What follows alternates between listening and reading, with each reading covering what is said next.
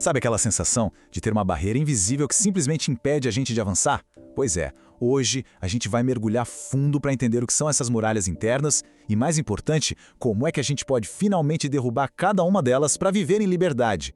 Essa sensação de estar preso, sabe? De lutar contra uma coisa que nem dá para ver, isso é muito mais comum do que se imagina. É como ter uma parede na nossa frente. Uma parede invisível, mas que é muito forte, muito persistente e que bloqueia o nosso caminho. Olha só o nosso roteiro para essa jornada em busca da liberdade. A gente vai passar por 5 etapas. Primeiro, vamos identificar que muralhas são essas. Depois, vamos definir direitinho o que elas são e como elas tomam um controle. Aí a gente vai descobrir as armas certas para a demolição e, por fim, como proteger o terreno que a gente conquistou. Vamos nessa! Então vamos lá, começando pela primeira parte, as tais muralhas invisíveis. Para conseguir vencer, a gente primeiro precisa entender onde fica o campo de batalha. E olha, já adianto, ele não é lá fora, é aqui dentro. A base para a gente entender isso vem lá de 2 Coríntios capítulo 10.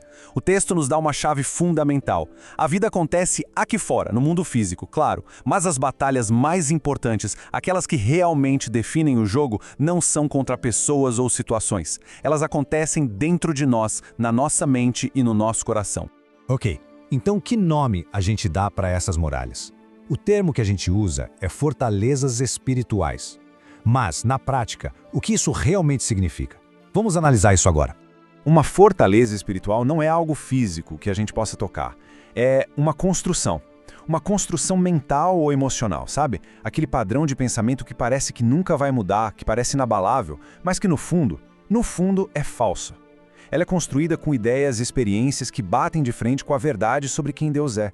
E quais são os tijolos que formam essas muralhas? São vários.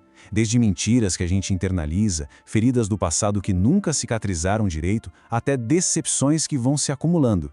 Pensa no medo que fez Pedro negar Jesus, ou naquela visão toda distorcida que fez o servo da parábola enterrar o talento. Cada um desses elementos pode virar a fundação de uma fortaleza. Então, o ponto crucial é este aqui, ó. No fim das contas, fortalezas são mentiras que a gente aceita como verdade. E essas mentiras, elas têm um poder gigantesco de nos aprisionar. Bom, agora que a gente já sabe o que são, a grande questão é como é que elas nos afetam de verdade. Como é que um simples pensamento pode, de repente, se transformar numa prisão? O impacto é enorme e se espalha por todas as áreas da vida. Na mente, vira aquele pensamento de derrota constante.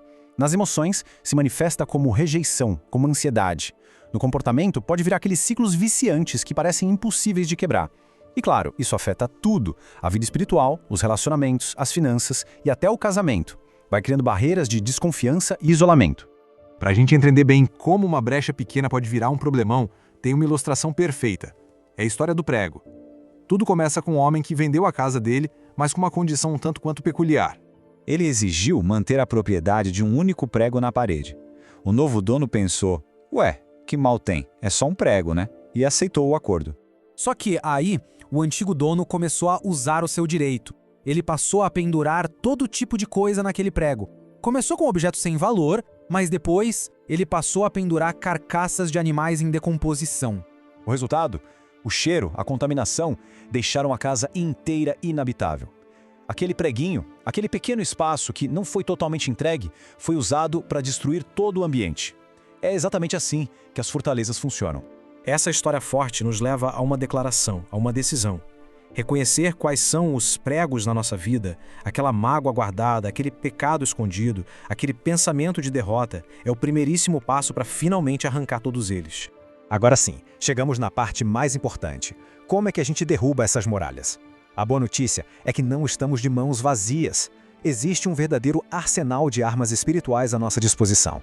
As ferramentas para a demolição são poderosas. Começa com a fé, que é crer num poder que é maior do que a realidade que os olhos veem. Depois, oração e jejum, que fortalecem nosso espírito. Aí vem a palavra de Deus, que entra para substituir as mentiras pela verdade. Temos a confissão em comunidade, que expõe o que está escondido para que possa ser curado. E por fim, o poder da cruz, que é o lembrete de que a vitória definitiva já foi conquistada.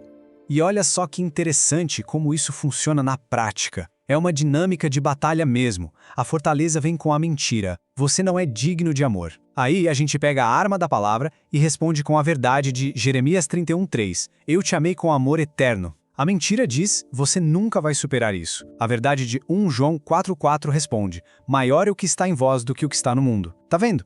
Para cada mentira, existe uma verdade correspondente para demoli-la. E quando a gente usa essas armas, a convicção se torna uma certeza. A promessa é de demolição total. Nenhuma muralha, por mais forte que pareça, consegue resistir a essas ferramentas. Toda fortaleza vai cair. Mas atenção, a batalha não termina quando a muralha cai. O que acontece depois? Agora é preciso proteger o terreno que foi limpo. Arrancar o tal prego é crucial, mas depois é preciso garantir que ninguém venha e coloque outro no lugar. A liberdade não é só um evento isolado, é um estado que precisa de manutenção constante. E como a gente protege essa liberdade?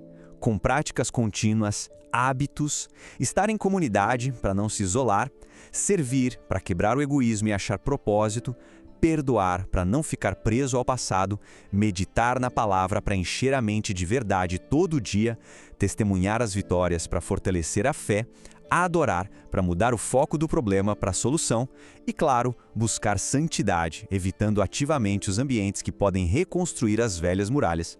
E tudo isso culmina numa declaração final de posse. Não se trata mais de lutar por um território disputado, mas de declarar que toda a casa, toda a vida pertence a Deus, sem nenhum pregelo reservado para mais ninguém. E isso tudo nos deixa com uma reflexão final, uma pergunta que só cada pessoa pode responder por si. Olhando para a própria vida, para a própria casa interior, qual é aquele prego, aquela pequena área não entregue que precisa ser removido hoje para que a verdadeira liberdade finalmente comece?